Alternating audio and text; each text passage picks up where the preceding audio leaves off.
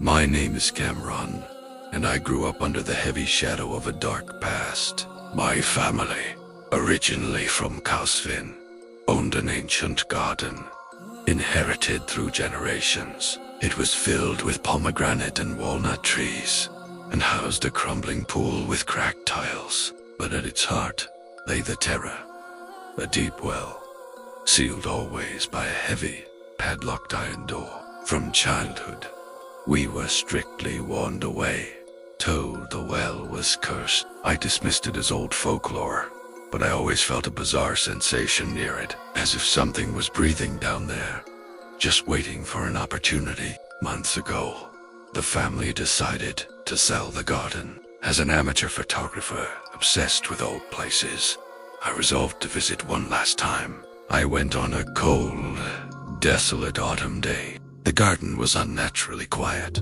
save for the wind and the crunching of dry leaves. The pomegranate trees seemed mournful. The well stood exactly where I remembered, sealed by the same rusted lock. Curiosity, that terrible, seductive trait, overwhelmed me. Why was this well locked? I hit the lock with a stone.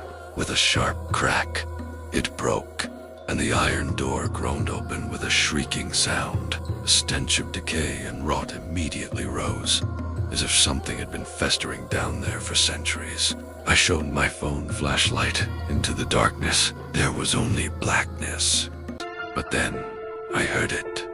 A soft sound, like the gentle moan of a woman. But I took my pictures and went home. That night, in my home in Qazvin, I reviewed the photos on my laptop. In one image of the open well, I noticed a white spot. Zooming in, I saw a faint face staring directly at the camera from the well's depth. It seemed to be smiling, but its eyes were nothing but two deep black sockets without pupils. I slammed the laptop shut. The soft moan now echoed in my ears, seemingly seeping through the walls. The keyboard keys on my laptop appeared to shift by themselves. The next morning, horrified, I called my mother.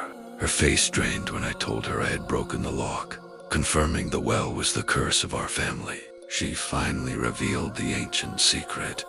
150 years ago, our ancestor, Haj Mirza, accused a renowned local spellcaster named Zeinab of practicing witchcraft. Haj Mirza believed Zeinab had made a pact with the jinn. They killed her, but before she died, Zeinab uttered an incomprehensible incantation. Villagers later recounted that a black shadow lifted from her body and sank into the earth. They dumped her corpse in the well and locked it to contain the curse. I hated myself for my foolish curiosity. That next night, I dreamt I was in the garden.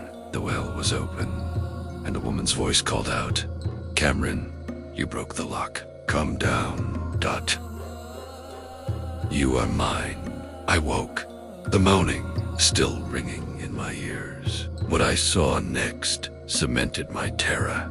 A trail of dark, wet, muddy finger marks stretched from my front door to the side of my bed. Someone or something had stood beside me while I slept. I immediately contacted a spiritual guide, our Agamortessa. He confirmed that Zeinab was more than a spellcaster. Something resided within her, an entity that feeds on her curse. By breaking the lock, I had opened the door for it. He gave me a talisman, a yellow paper, covered in strange symbols, and instructed me to throw it into the well.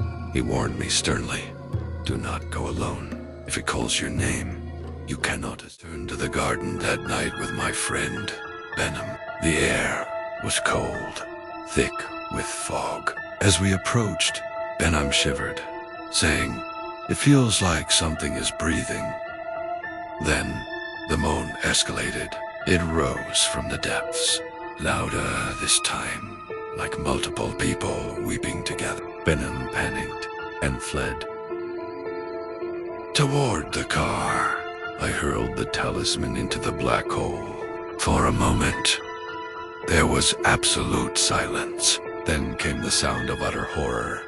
A ferocious shriek, as if 100 women were screaming simultaneously. The ground shook beneath me, and several pomegranate trees immediately withered and eyes staring at me from the back seat. It vanished when I turned, but I felt a chilling breath on the back of my neck.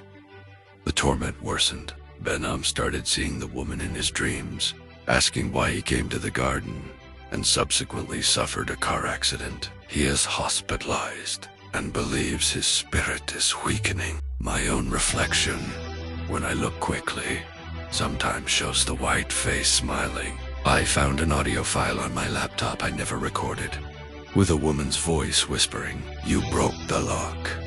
Now you are mine." Even when deleted, the file reappeared. When I finally returned to the garden, the iron door was closed, but the lock was gone. Under the door, there was a yellow paper bearing a woman's unfamiliar handwriting. "Do not return. The garden remains unsold." Morteza confirmed that the curse is alive, pursuing me. Now, every night, I pray, but when I am alone, I hear a soft voice whispering, "Kamran, come down." The worst part is my recurring nightmare. I am climbing out of the well, reaching the edge, only to have cold hands drag me back down into the darkness. The story is over. Or perhaps it is not. Thank you, my dear friends, for being with me until now. I hope you liked today's story.